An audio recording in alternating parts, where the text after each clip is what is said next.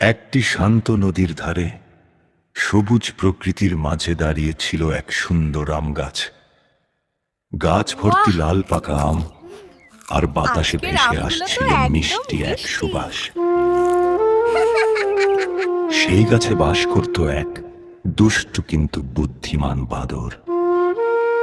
সে প্রতিদিন নাও বন্ধু, নন্দে লাফাতো, তুমিও খাও।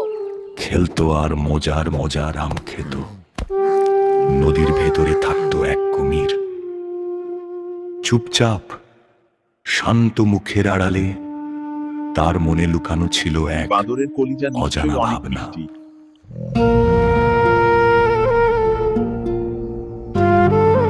বন্ধু, আজ তুমি আমার বাড়িতে এসো। যাবো কিভাবে? ধীরে ধীরে তাদের মধ্যে করে উছালক অদ্ভুত বন্ধুত্ব।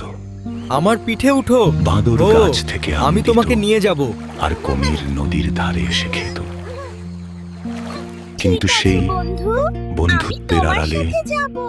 কুমিরের মনে জন্ম নিল এক ভয়ঙ্কর পরিকল্পনা। সাবধানে বন্ধু, আমি উঠছি। একদিন কুমির বলল সে বাঁদরকে তার বাড়িতে দাওয়াত দিতে চায়, বাহ, আর তাকে নদী পার করে নিয়ে যেতে নদীটা চায় কত সুন্দর। নিজের পিঠে করে। বাঁদর প্রথমে অবাক হলো, কিন্তু রাজি হয়ে গেল।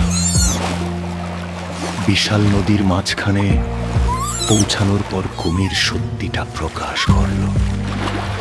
সে বলল সে বাঁদরকে খেতে চায়।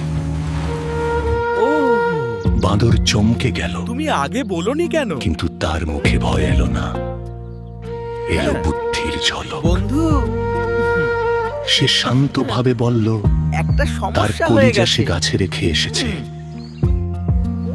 এটা শুনে কুমির ফিরে যেতে বাধ্য হলো। আমার কলিজা তো আমি তীরে পৌঁছানোর গাছে রেখে সাথে এসেছি। সাথে বাঁদর গাছে দ্রুত আমার লাফ কলিজা দিয়ে রেখে গাছে উঠে এসেছি। গেল, আর নিচে দাঁড়িয়ে রইল কলিজা হতাশ গাছে কুমির। রেখে এসছো?